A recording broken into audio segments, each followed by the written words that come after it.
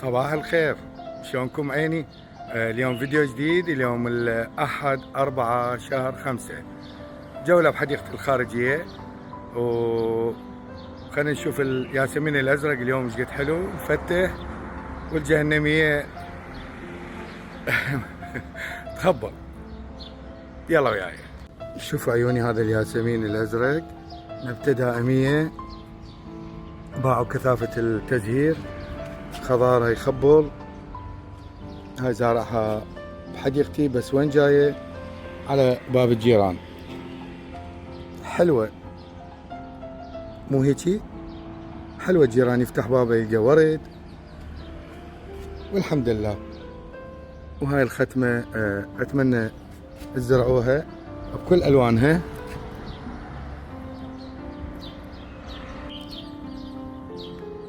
حلوة والله. طبعا بدأت تتكون بذور. هاي هنا البذور مالتها، هاي شوفوها. نقدر رأسا ننطشها أو نضمها الشهر العاشر نزرعها.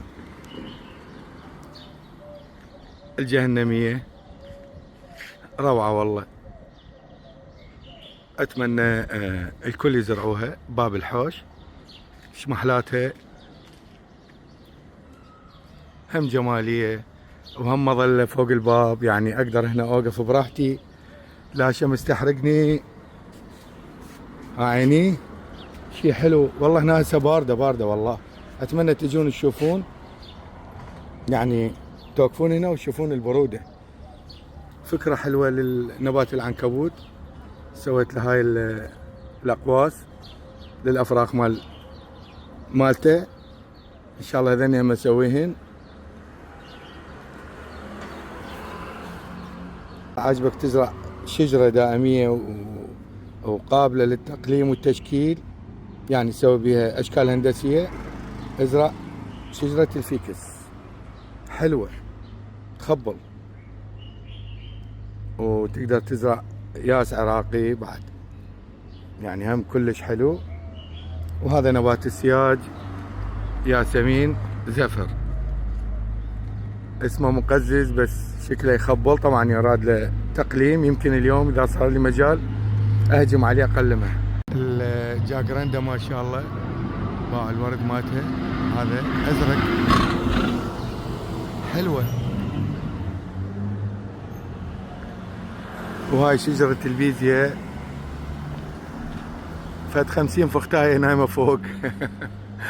اللي معشعشة واللي تغرد تقرأ واللي تتحرك. الحمد لله والشكر. ازرعوا لكم شجرة برا تلطف الأجواء، تحمي زرعاتكم، تحمي سيارتكم. هاي الأشجار بكل فخر أقول لكم أنا زرعتها للمنطقة، كل بيت أهديت له شجرة، والحمد لله والشكر.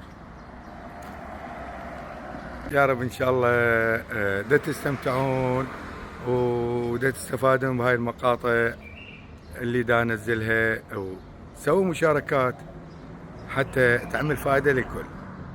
أخوكم أبو مشتاق طالب العزاوي، تحياتي.